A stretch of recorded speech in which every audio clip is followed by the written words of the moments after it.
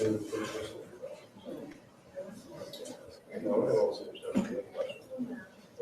except you don't have wheels. All right, go do what you got to do.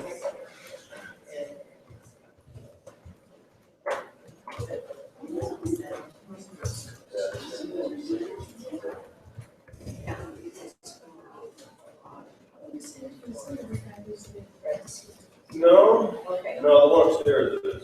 Oh, okay. Yeah, the one upstairs is larger. So they're about to be the big size. Which.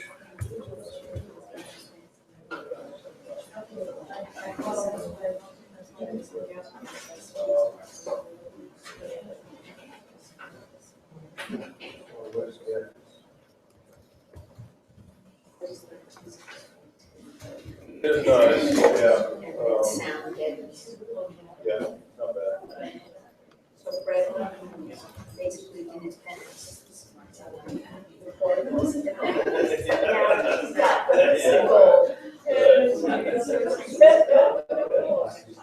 Come on. Good morning, Mr. Ames. Good morning. How are you, sir? I'm very well. How are you this morning? Lovely.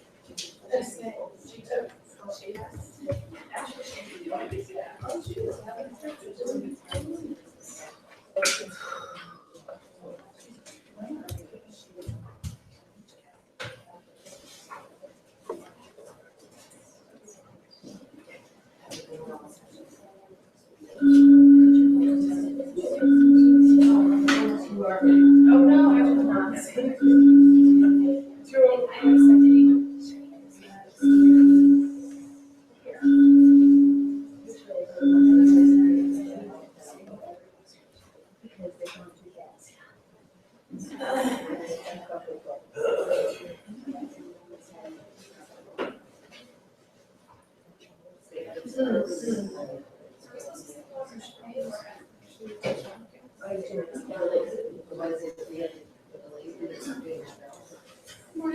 Good morning.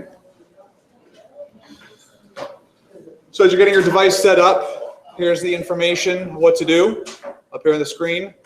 Go to peardeck.com/join. Enter the access code, which is down here. I've also put it on a couple of sheets at all the tables area. And it will ask you to sign in or access your Google account. Just approve it. And hold on. Any device is fine to use it. We'll get started in just a moment. Yes, I know. It's supposed to.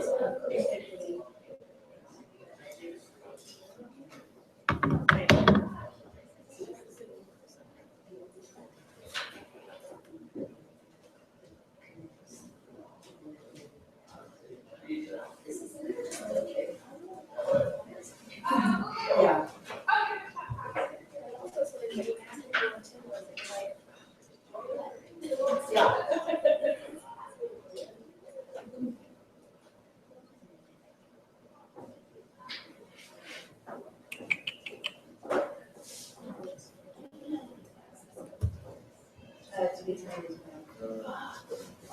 OPSDE. You're welcome.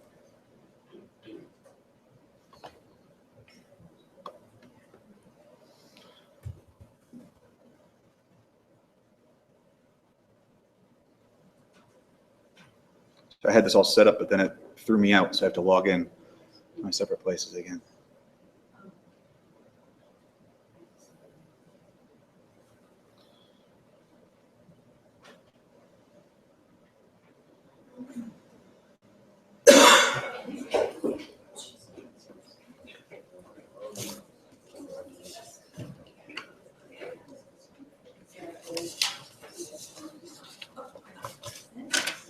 I'm also going to pass around the attendance list, if you could just go ahead and sign yourself in. Like that. And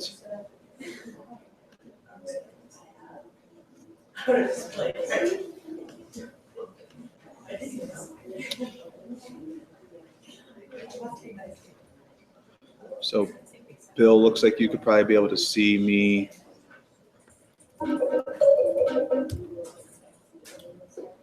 Or see the screen, which is good. I think. Actually, hold on a second.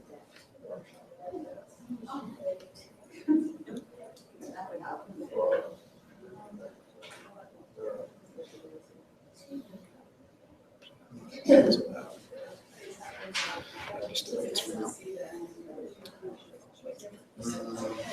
the file and create a new document.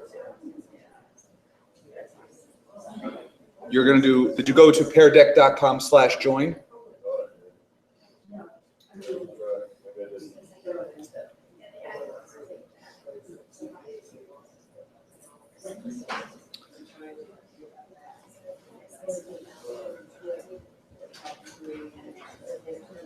So Deborah's here, Diane, Lisa, Molly, Tiffany, Dorothy, Heather, Lisa, Risha, Trudy, Tiffany.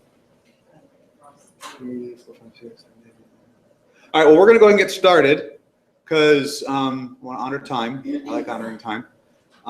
If you, hopefully you're logged in here. If you're not, don't worry. This access code is going to stay on the bottom here for a while.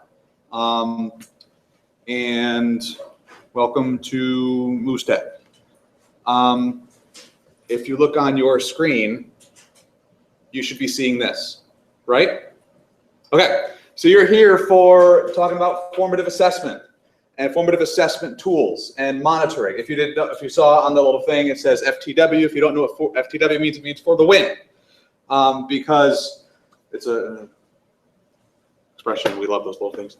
The goals for today, we love acronyms, don't we? NCLB, AYP, did I bring up bad ones? I'm going to highlight in the first part of this session 3 tools that you're going to be able to use to effectively, but also anonymously, which is very important, monitor the learning of all students. And this is something that I'm going to talk about at the beginning of this, the monitoring for all students, which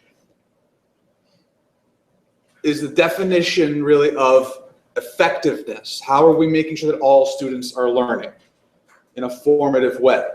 And one of the things that we now have with technology is that it is helping us to do it. And the tools that I'm going to present to you today, 3 tools, are can be used either in a 1-to-1. Well, 2 of them can be used in a classroom that's 1-to-1.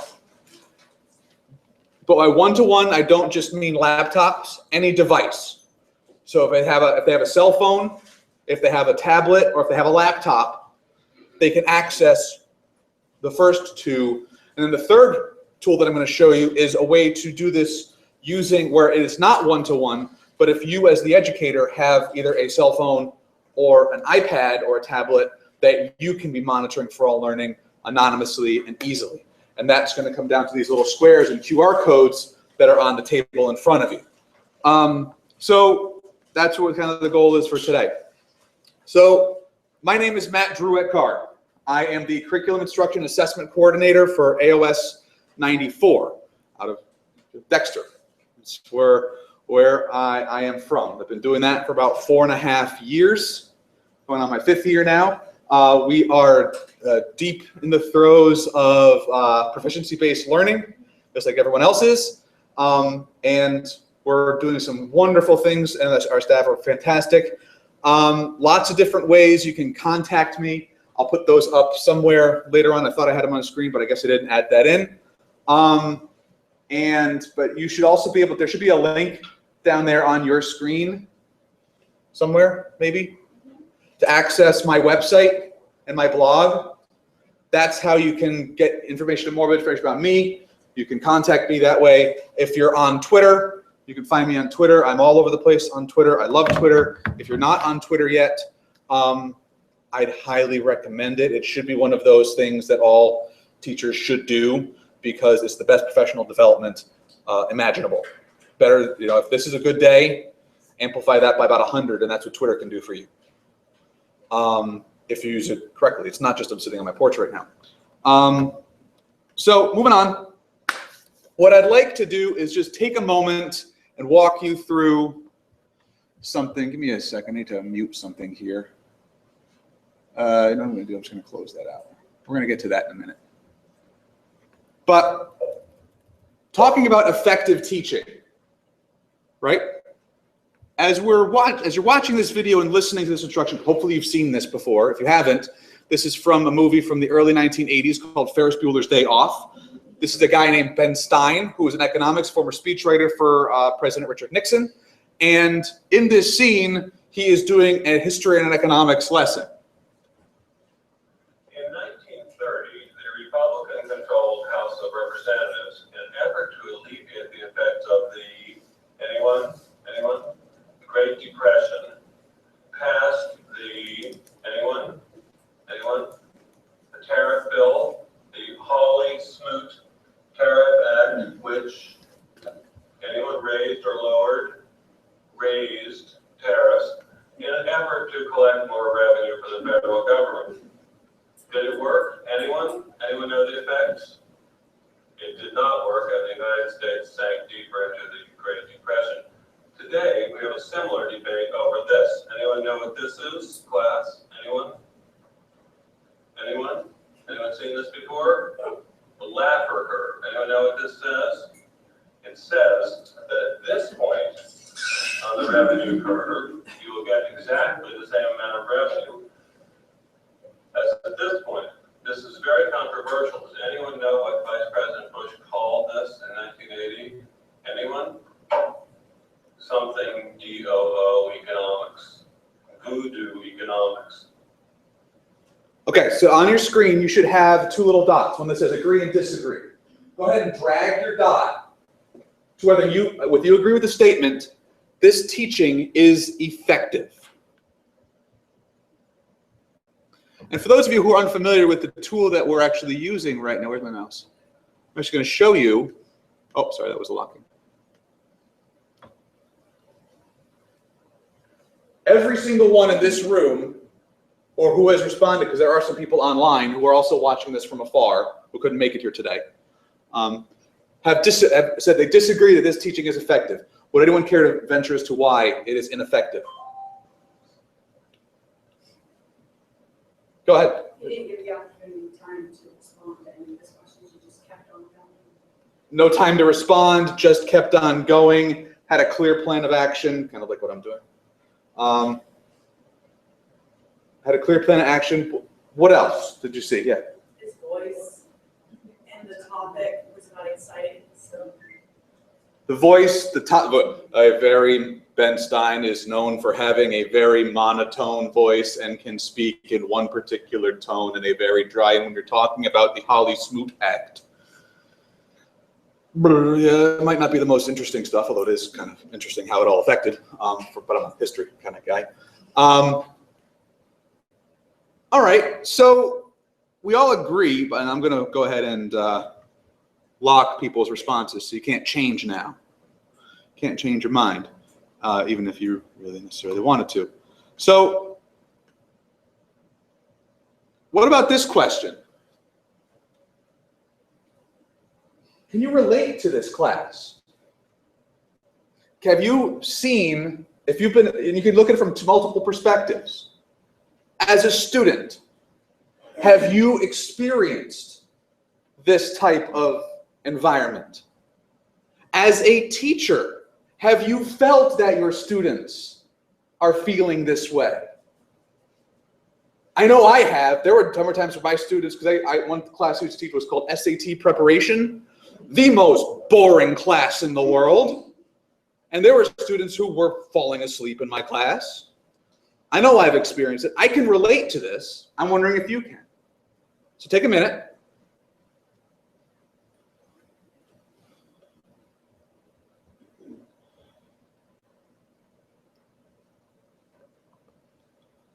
By the way, I'd like to thank you all because you're the first group that I've done this with on Pear Deck that's done what's called a draggable, where you can drag the dots, that has not gone and started to play Pong. Because if you move your dot right now, you'll see it's live on the screen.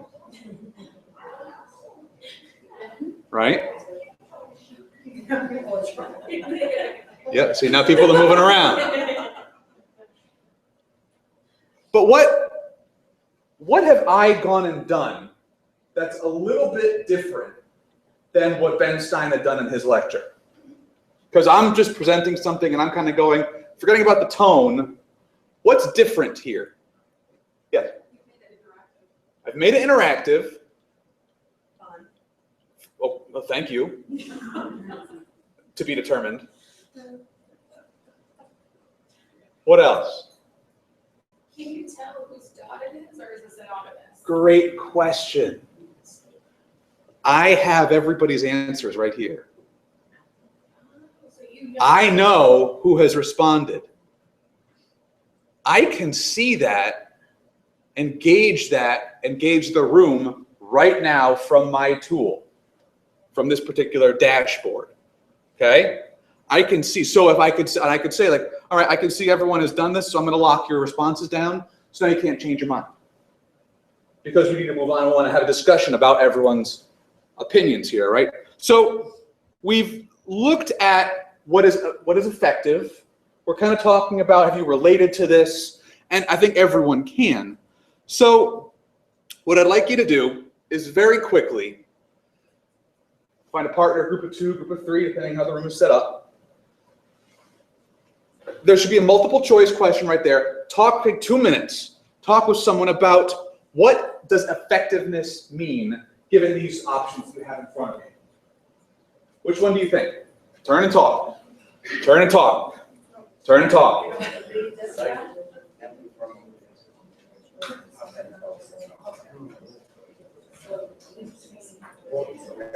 Type it in here.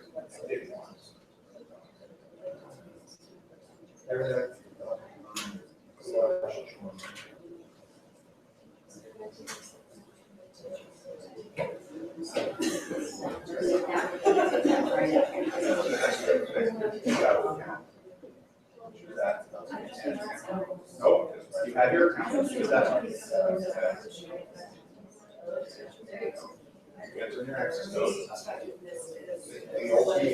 That's it.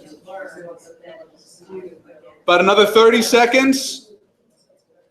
Discuss. Make sure you put your selection in, because I'm going to give you about a 5 count, and then I'm going to lock your answers so we can see what we have.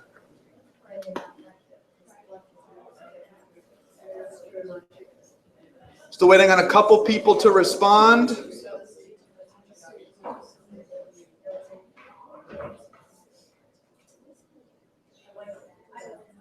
Three, 2, 1. Lock in your answers. Let's see what we said.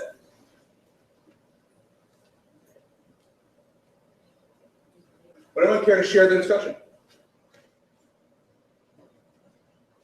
We said it's not so important what a teacher can do, it's more what a student.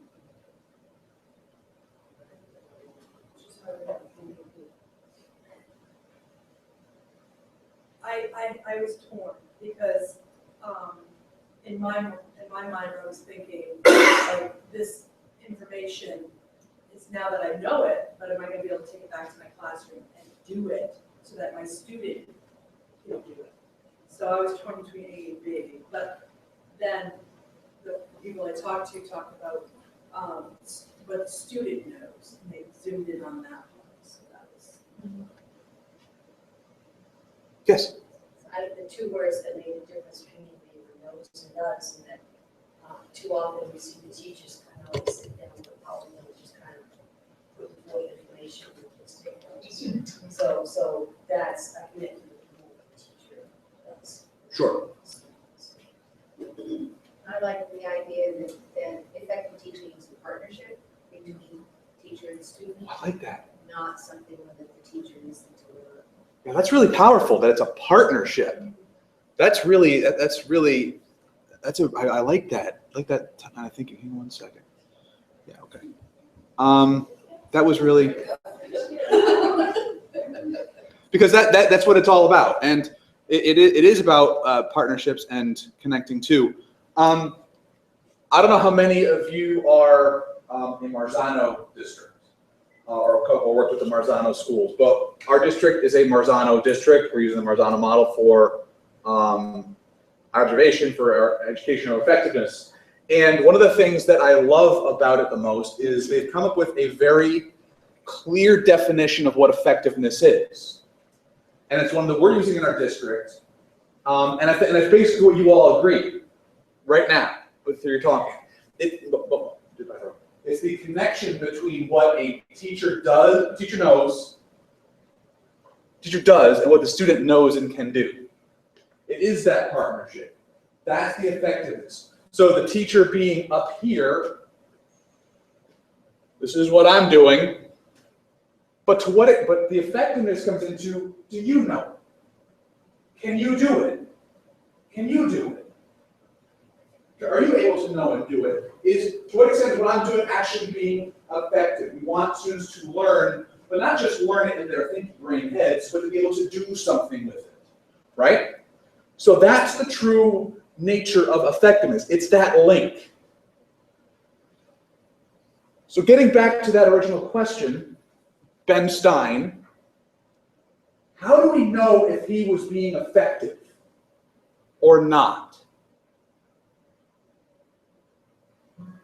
The actions of the students. The actions of the students.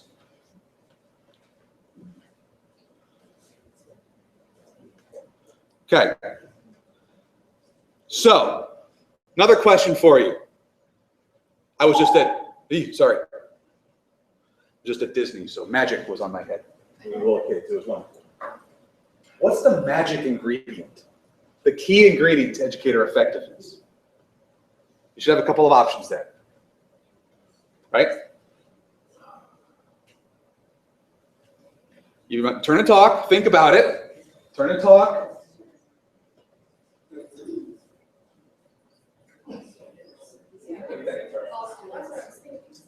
Oh, it is first one through.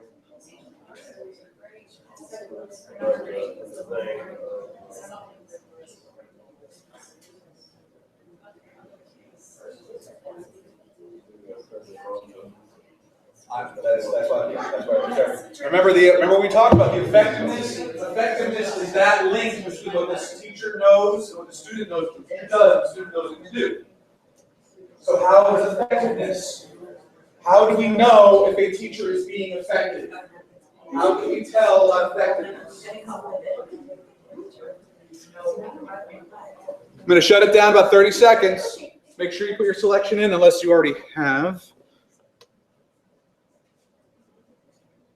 Well, just about everyone's already done, so I'll close it down in 5, 4, 3, 2, 1. It'll lock your responses. And everyone who selected A, monitoring. Hopefully What's the awaiting response that there was one person who signed in a while ago, and he's just he's either not participating or he's watching from afar. Okay. And that's okay. I mean, I'm not taking this information and going to grade you on it. You know, this is all informational, and this is all it's all purposeful to get thinking about effectiveness and effective monitoring. So one of the ways that, by thinking about that definition of effectiveness being the link between what the teacher does and what the students knows can do, Ben Stein was not monitoring the learning. Ben Stein, and of course he's a character, not him personally, but his character was just standing up there and going on, was not reading the room, but was also not collecting any kind of formative data to know whether or not he should move on. He could have done observational data like the something DOO economics. That, by the no response, should have told him, hey, slow down, and maybe you need to do something different here, but he wasn't paying attention to that. Just kind of going on through. So monitoring is the key to effectiveness. This doesn't mean testing. It doesn't mean testing all the time. It means monitoring. And there are lots of different ways to monitor, right? One of the ways that generally people What would be a way that I could monitor learning? Thank you for doing a demonstration of how I can monitor learning. Call and response, right? Very, very typical. And we're going to get into some of the strengths, but also weaknesses of that, especially when we're talking about all kids in the classroom. Because as we all know, the raising of the hand speaks very well to the extroverts in the room. And the introverts in the room, which, believe it or not, I was one in the back of the room saying, please don't call me, please don't call me, please don't call me, even though I knew all the answers. So, all right, I kind of just answered this question. But again, drag your dot so that you think the teacher was actively or effectively monitoring the learning of most or all students.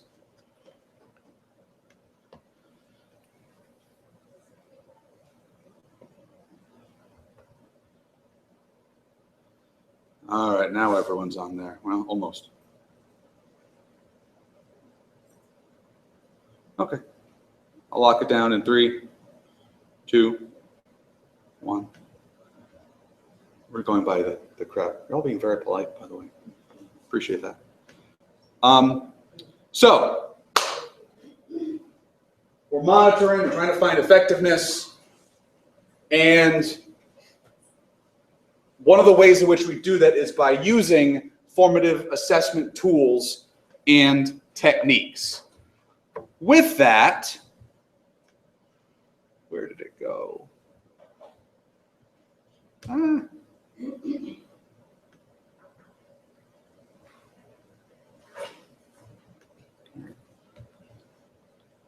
One second.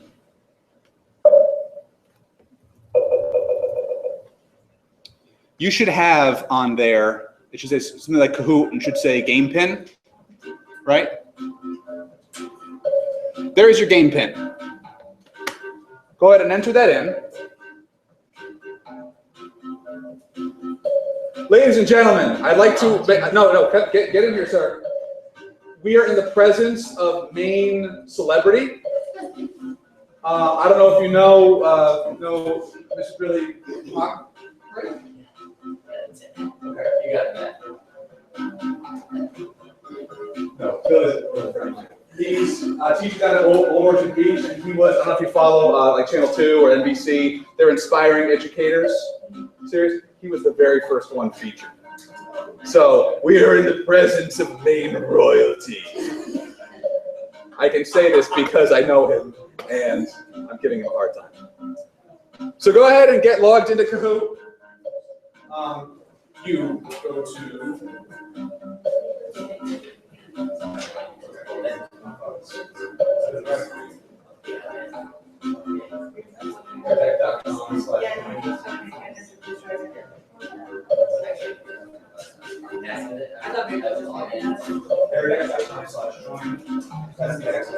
I'll bring right to here. We're having a problem connecting. What's that? Just keep saying you can't connect to the Yeah, but All right, refresh. See if that helps.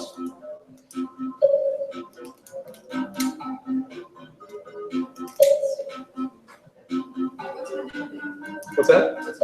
What is your nickname? My favorite one for these is Turd Ferguson. For those of you Celebrity Jeopardy fans from Saturday Night Live.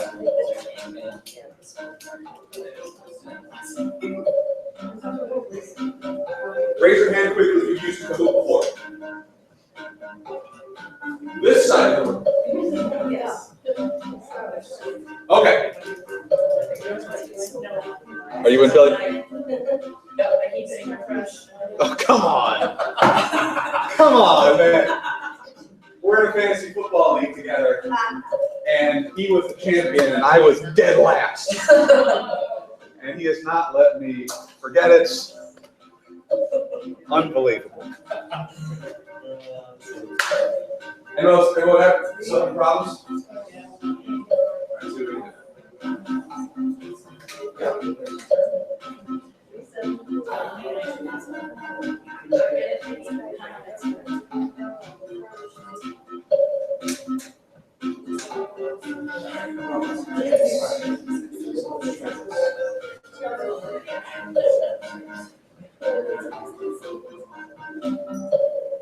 If you're having trouble, you can open a new window and go to kahoot.it.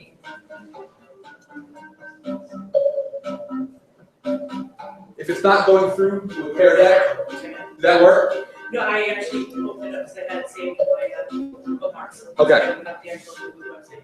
So, 2, 3, 4, 5, 6, 7. Everyone in who's going to play? I still haven't been able to get in. I'm going to we'll try again. Okay.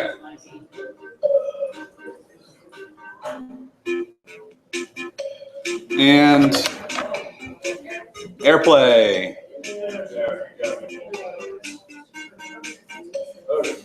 I love the fact that we had it was all going well, and Billy showed up. My plan is working.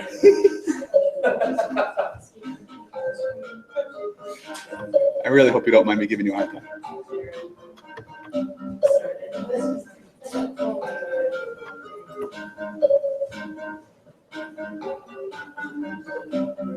Oh boy. My mouse is not being very responsive either. That Pear Deck, is that something that we can use sort of like you were using it? Yeah, I'm gonna have you play with it in a little bit too. All right, so we're gonna go ahead and get started because we waited long enough.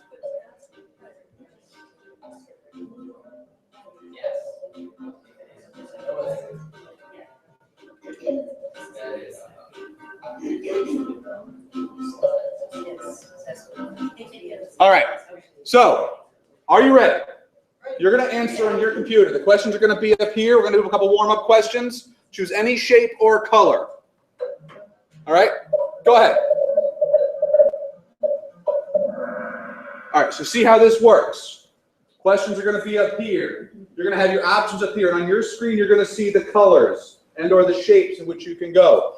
Kahoot works in the following ways. It's a game. And you earn points by getting two areas. One, you get the question correct, answer it correctly, I should say. And two, by answering it correctly quickly. So it's both correct and speed. And three, be ready for lots of noise. It's amazing to go down in the classroom and they're studying like chemistry crap. And then it's like, and like the kids are just going crazy. They're so loud, they're so excited. They get amped. And by the way, it's not just kids. I've done these things with teachers before, where teachers, people are sitting next to them, and you'll see the ranks, and they're in the top two. They start pushing each other. Oh my God, it's amazing. People get competitive. So, where do you work? Another warm-up question. Only picked 4, so I picked 4 options.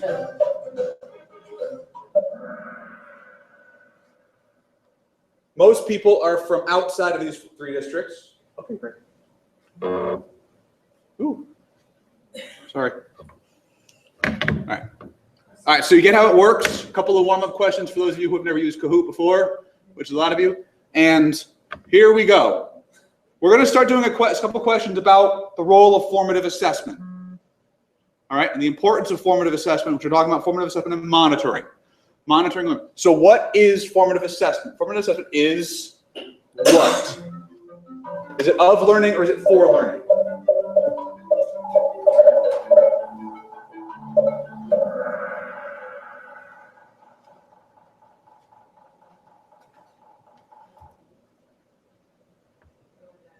Hang on one second.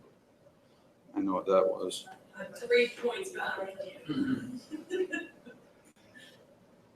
Could someone please explain to the group why it is for learning? Because you're assessing where students are to know whether you should progress or not. Tell me more. What do you mean by that? I mean, you could be like the guy in the video, you keep on going and going and going. You're not seeing if kids are actually learning. You're just presenting. You're really not teaching, you're just presenting information. Okay.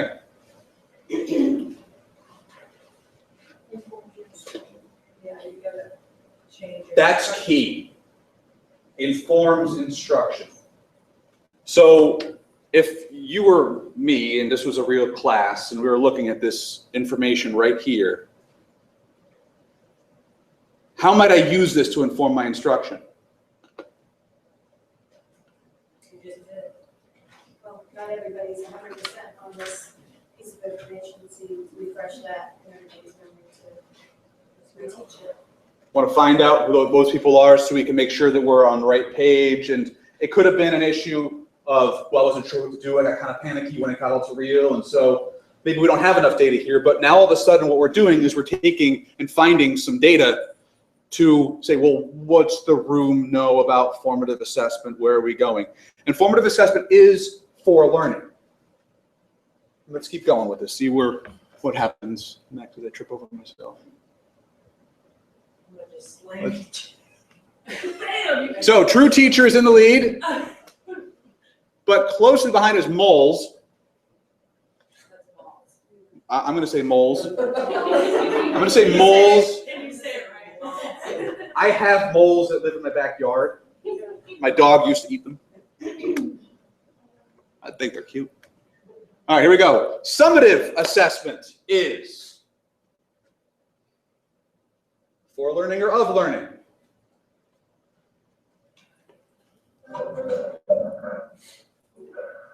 Yes. That's not funny that it's very stressful. It is. It is. And it's, 14? I'm one of those kids that didn't do well with time tests. no, and it's not going to work for every environment. And it's not going to work for every student, right? But there will be some learning environments where this will work very well, especially if they get used to it. It become really fun. Summative assessment is of learning. So a summative assessment is traditionally like a final exam. Basically, think of a summative assessment as when the learning is finished. Okay? When they're done. A summative assessment typically isn't used to inform instruction. It's used to be an end point of the learning. Formative assessment is the growth piece, is the growing part throughout. So not just to inform instruction, but where we're going to go next. So you need to do this, where we're going to go next with you. You're different, where are you going to go next? You're different, where we're going to go next with you. Summative is, this is our standard or expectation. Can you do this, for example?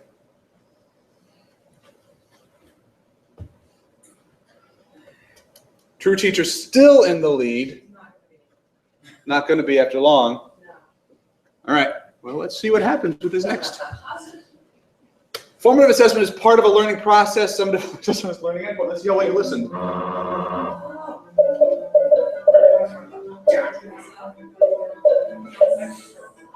And this is an interesting question. I pressed the wrong one too. Yeah. Press the wrong one. I know. This. I'm trying to do it quickly. Uh-huh. I pressed the wrong one. Oh, I'm tricky. Oh, I'm tricky. So formative assessment is a part of the learning process. Some of it is endpoint. And I'm not going to go with the disagree unless you strongly disagree, or you thought it was the wrong one. And this is again part of the process where if you pick the wrong one, I could then go and find out that information through conversation and through more discussion. That, oh, maybe the issue is that you don't know it. It's a poorly worded question on my part. Or Pam has that. Or you can. But think about the lesson that's embedded in that though for students, which is being careful. Well, now you could have gotten more points, but now you got no points because you were hasty, as an ent would say. Anyone? Anyone? Anyone? An ent? It's from the Lord of the Rings nerd.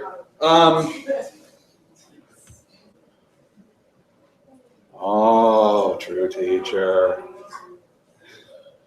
Ready. It happens. I'm ready. But I'm telling you, see, people start getting into it. Oh, I'm very competitive. Yes, I will have to. Formative assessments are always formal assessments. Oh, it is lost.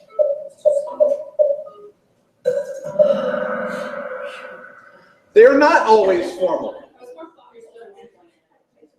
Formative assessments can be very, very, very informal. They can be observations. They can be conversation. You can be measuring and looking at what they're doing. In fact, students can formatively assess themselves. It doesn't have to be formal. They could say, well, I've provided evidence that I can do this particular standard by doing this. Oh, okay, great. Perfect. That's a very valid measure of assessing learning.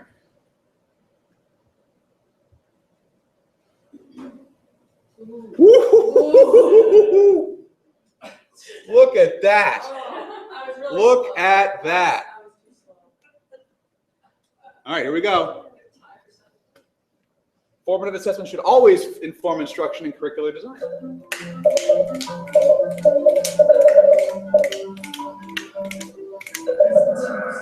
Oh, I did it wrong. That's the point of a formative assessment, is to inform instruction and design of curriculum. So you can say, if my standard for the end of the year is way out here, but I find out at the beginning of the year that my kids, looking at a time scope, they're not even going to get close to that, I have to adjust my curriculum based on my formative assessment. I have to do that. I can't keep shooting the bar really high because then more kids are going to miss. Which gets into a whole other conversation about what happens at the end and do they get certain. So anyway, yes. Can I ask a technology question? Absolutely. Okay, Kahoot itself, you have both answers being right. That's when you design. Mhm. So when I didn't realize, because I've used it before, I didn't realize you could have two answers being correct. Did you notice the Notice first? that part? Yeah. Well, you can. Well, I'm going to have actually you go and play and design some stuff in a minute. Okay, very A little bit. If you notice the first couple of questions, all the answers were correct. Yep, I know. So you can make that an option. That all your answers are correct. But they If also- you're just trying to like, there's different ways to do Kahoot too. You can add in points questions or no points questions. Those are no points questions at the beginning. You can do no points questions, but you can still have them correct or incorrect. So you can, if you're just trying to gauge the room and see where people are, formally or informally, or really informally. Is it always in what order? Like the first disagrees. I wrote those in. So that's always going to be in that order. No. See, that's what's messing up. I think I purposefully changed them all around. Oh, Maybe I did, maybe I didn't. I don't know. I don't remember. I built this thing a couple weeks ago. Yes. So is Kahoot in Pear? No. Okay. Kahoot's a separate thing. Great question, but one of the powerful parts of Pear Deck is that you can put a Kahoot game into Pear Deck. We're going to talk more about what Pear Deck really is in a minute, in a few minutes too. All right. So True Teacher regains the lead. How are we doing on 2 more questions? Calling on individuals is an effective tool for formally assessing progress of all students. What do you think? Agree, disagree? Strongly agree, strongly disagree? I'm crashing and burning now. Calling on individuals, call and response, raising your hand. So, Billy, Mike, would you know? Would that be if I asked him, would you know? Would you know? And again, I would take this back and say maybe it's the questions. Are these questions really good in terms of determining what your intellectual information is? And that's really not the point of doing this today. I'm not trying to ascertain what you know and what you can't know. What I'm doing is, again, exposing you and showing you a tool to formatively collect. And so I know how teacher brains work. And teacher brains work like, oh, how could I use this in my classroom? Right? How would I bring this in? So the answers don't matter. The process is what matters. And I hope you're seeing this.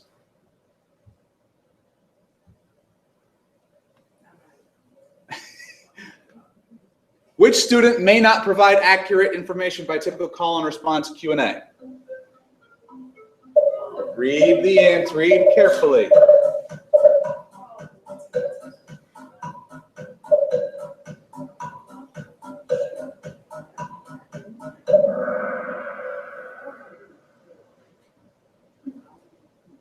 options. There's no wrong answer here. Because that's the thing about typical call and response. They might not answer. You might have the most boisterous, loudest, obnoxious kid, student, person in your class, but if that answer they're not necessarily sure, they're going to be the quietest. They're going to hide as much as they can, right? But how are you ascertaining their learning? How are you monitoring what they're getting out of the work that you're doing up here? There's a great book by a person named Robin Jackson, and the name of the book is Never Work Harder Than Your Students. I'm going to say that again. Never work harder than your students. If the basic premise is this, if you're working 40 hours a week and they're working 4, there's something wrong there. They should be the ones doing the hard lifting, not us. We should be facilitating and driving the environment, moving the class, moving things along and making opportunities for them, but they should be doing the thinking. To what extent are we doing all the thinking for them? Never Work Harder Than Your Students by Robin Jackson. It's a wonderful read.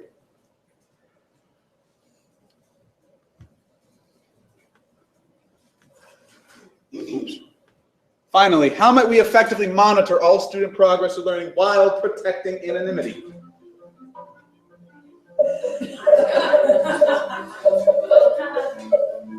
Again, the answers don't matter. It's like, whose line is it anyway? Where everything's made up and the points don't matter. You may have noticed, by the way, too, there was a timer on these to kind of force people to think in a certain time frame, which is not a bad thing. But also, once everyone who signed in had answered, the timer stopped and we're done. So it's not going to wait the whole time. Yes? Can you set the timer for how long the question will be on the screen before the answers show up? But you can make the timer when they're answering the questions. You can make the timer longer.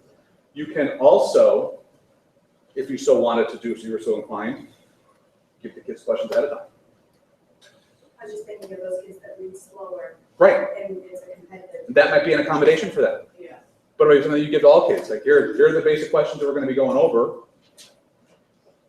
And especially if it's very competitive, they might want to get that advantage and think ahead. So then all they have to do is they have to think about their answer and then how it matches up with what's on the screen. So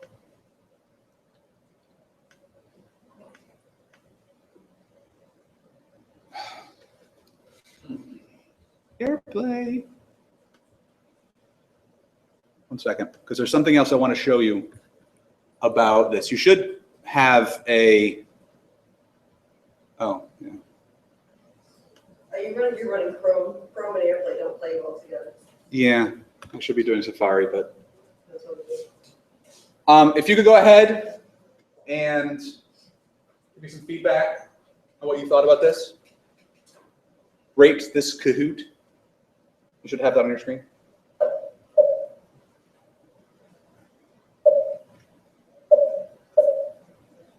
Another way of formatively assessing is assessing for your own, so we're talking educator effectiveness and monitoring the learning. What you can now do right here with this quick data is to say, does this work? It's anonymous. Students can be as brutal, as straightforward as they want to be, as they need to be. I'm glad everyone's feeling good, more or less. But now here comes the fun part for us as the educators, right? I can download the results to my Google Drive. And let's take a look at what that looks like.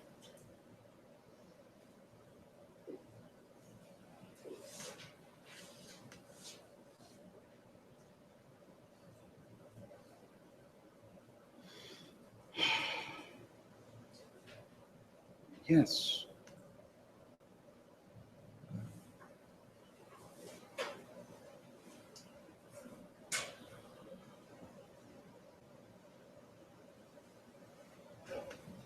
So it pulls it into an Excel spreadsheet or a Google Drive spreadsheet. You can also download it in another thing. And what you get when it decides to open up is every single person's question. Every question and every answer for every kid. As you can see down here at the bottom, you can also disaggregate it by question. So if there were certain questions that you don't want to see how they answered, there's information for you to drive instruction. Kahoot is a great way to do pre-tests and post-tests. A quick either entry ticket or exit ticket for the day. And then you can use that information to drive your instruction. It's quick, it's fun, students love it, adults love it. All right? So that's a really powerful tool that you'll be able to explore in a few moments. So let's get back to your Pear deck. You should still be on there probably. Let me get back to mine. All right. So getting back to this magical question. The key or magic ingredient to educator effectiveness is, and you all answered this earlier, and you got it correct, so I might feel like I don't need to get the answers for this. Are you all seeing the question on your screen? Go ahead and answer it quickly.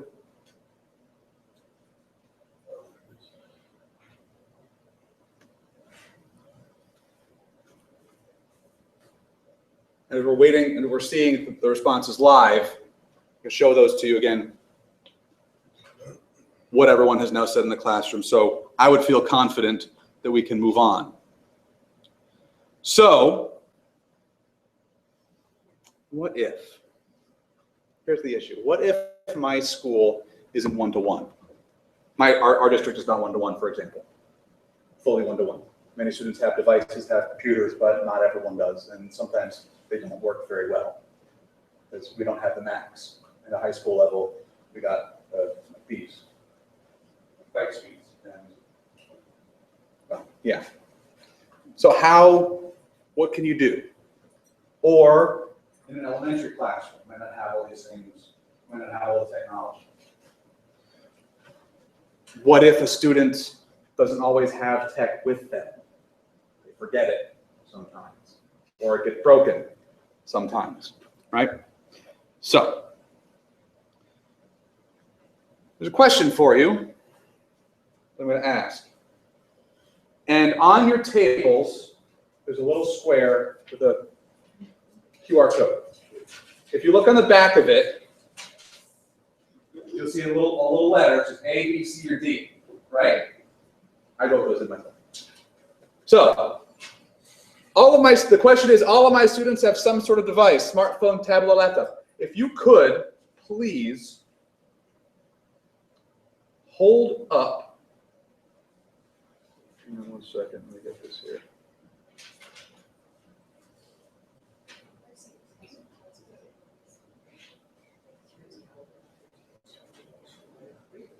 There it is. If you would please hold up your answer. A. Just one at me, please. Thank you.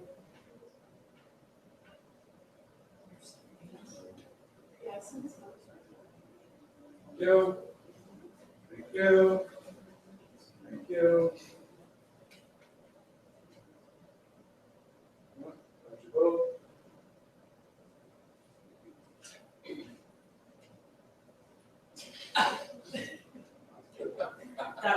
That would be a student.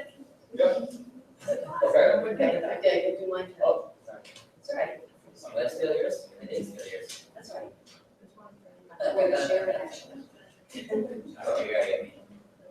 perfect. Now, what I'm going to do is I'm going to actually take over the AirPlay here. You can do this not only on your phone, but you can now do access sheets on the computer. Apple TV is not available. Yeah, well, I'll make that work. AirPlay off.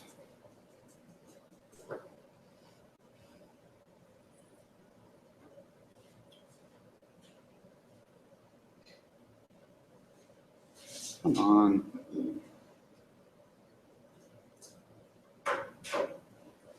There it is.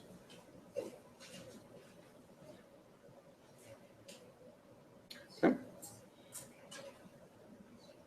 So, I didn't put your real names in, of course.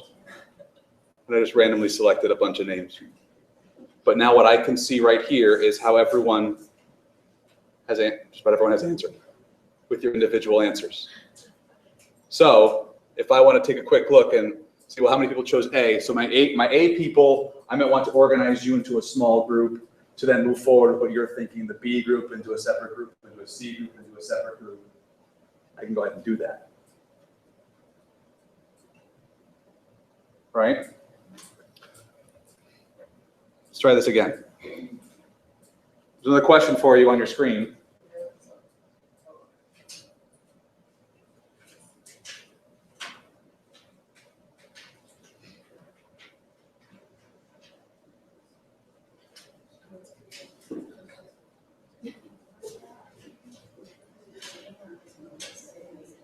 Got it?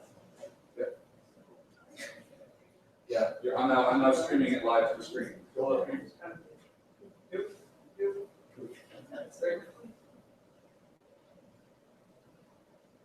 Got it.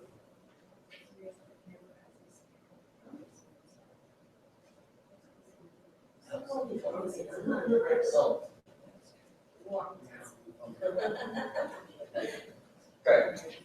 So you see how it works? In a smaller class, you might, what I would do is, honestly, I would make the QR, I made the QR codes a little smaller. You can make them bigger. So that if you're in a classroom, you can very easily just, from over here, go, and it just boom, boom, boom, boom, boom, boom, boom, boom, boom, picks up the data quickly. So if you don't have I guess I don't, how do you make these? that's one of the things you're going to find out. If that's one of the areas that you're interested in, it's part of the program called Plickers. Okay. Because that's the program that I'm using right now.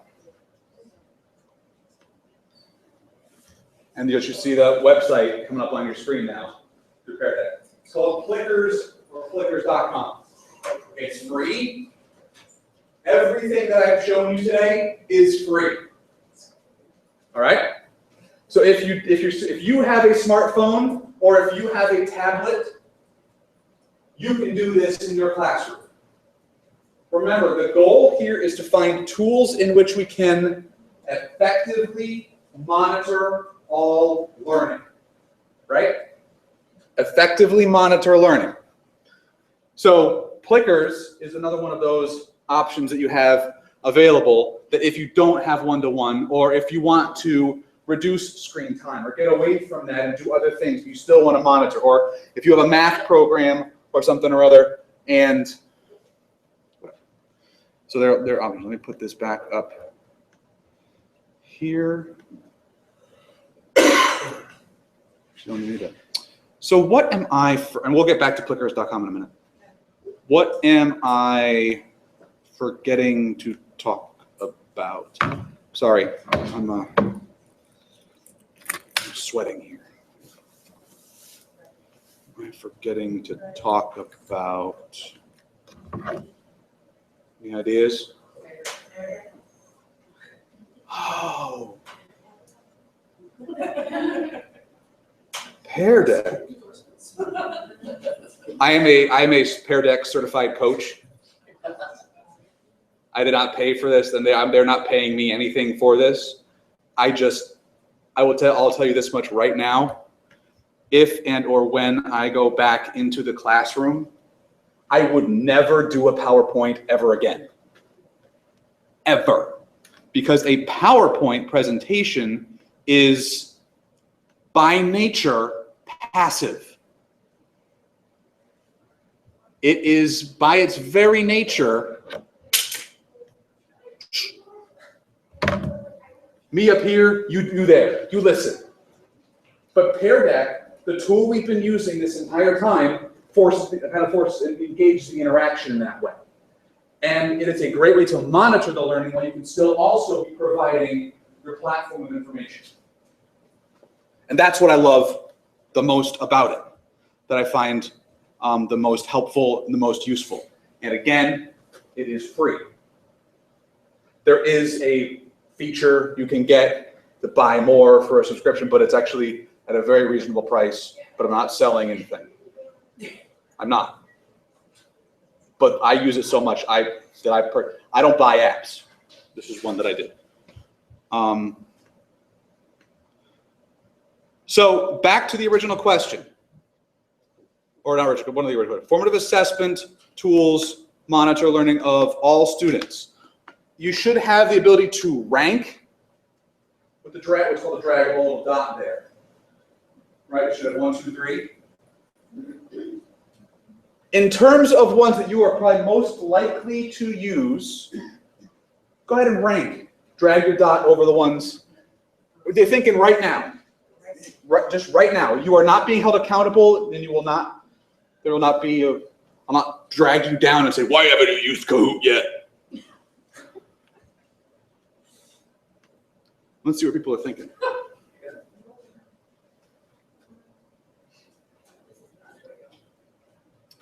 So generally speaking, the group here is looking more heavily at both Pear Deck and Kahoot as the options for what people really want to kind of focus on and play with. Great. Not that Plickers is a bad thing. Some people chose Plickers as their second choice. But if in terms of general interest from now, after what you've been exposed to a little bit, great. Move on to the next question. What is educator effectiveness? Getting back to one of the questions I asked earlier, and a lot of you did well on this, but just to make sure, to double check, exit ticket wise, where are we standing on this? The link between what a teacher does and a student knows and can do.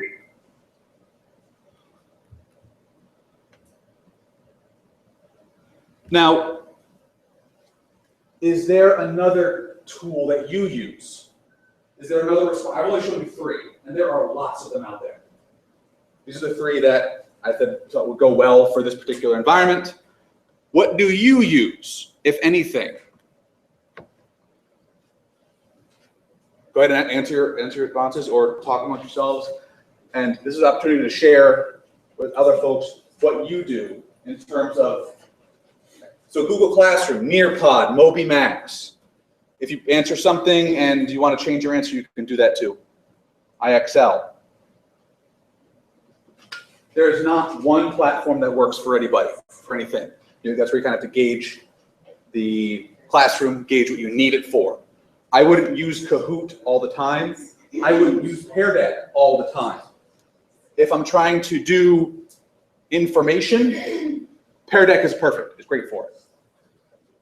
I want to gauge. I'm going to do a quick gauge of where students are learning. Kahoot is fantastic. Today's, who uses, can I ask who to, I can find out. Today's Meet. How do you use Today's Meet for measuring formative assessment or formative learning? When we are taking a look at a film, they can ask questions, I can respond, they can respond to one another in a conversation or as a back channel. So familiar with Today's Meet? Back channel? You know what a back channel? Can you explain what a back channel is? Back channel is just like a discussion behind the scenes while a lesson is going on, so that they can either have a conversation with one another while I'm talking, or in the case of the film, they can all be talking to one another while the film is going without having to dominate the airwaves. So yeah, it's a way to engage conversation. Because one of the things that we are realizing is that our students aren't always here with us. Sometimes they come here, but then they fly away to other places. And especially at the middle and high school level, they're obsessed with this. You ever try to get a kid to email and it's like he won't email, but he's texting all the time? Because that's how they communicate. We like email, they don't. They hate email, but they love the texting. They love things with 140 characters, some do. But Today's Meet is that exact thing. It's an ability to basically text in class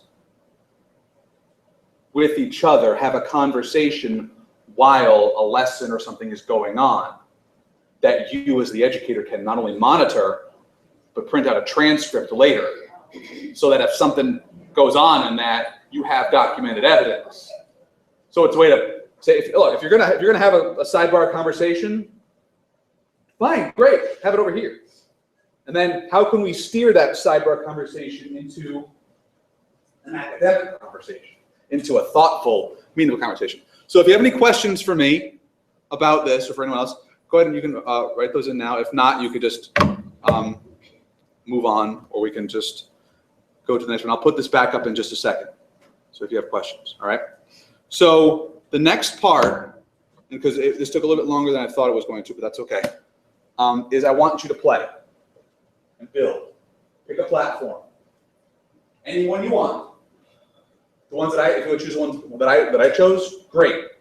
If you want to go with Socrative or Formative or Infuse Learning or MobiNet, well, actually have a subscription, or Today's Meet, you want to see how that works, great. But what I'd love, what we should try to do right now is build either a lesson or a quiz or take something you already have, and how are you going to apply a tool for monitoring learning with all kids to what you already learned.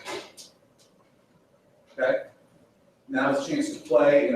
You can work together, you can work independently, but with other people here who have experience with this stuff and know what they're doing, with myself, we can help you start.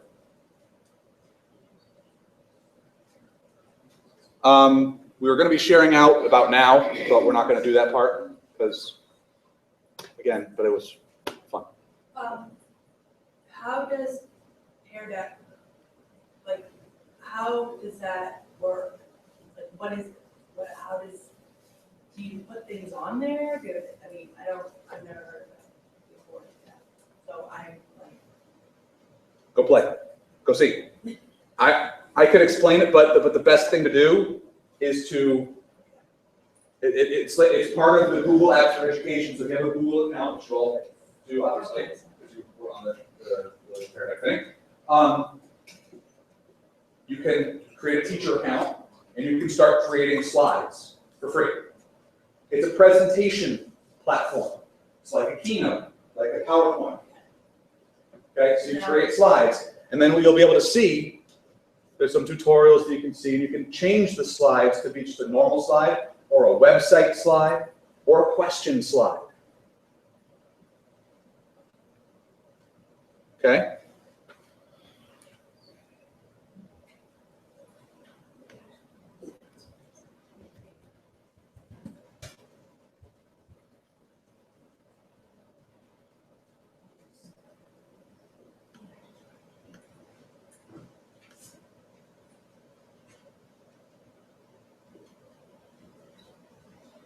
I ended our session, but I can put any tools or any resources back up for you.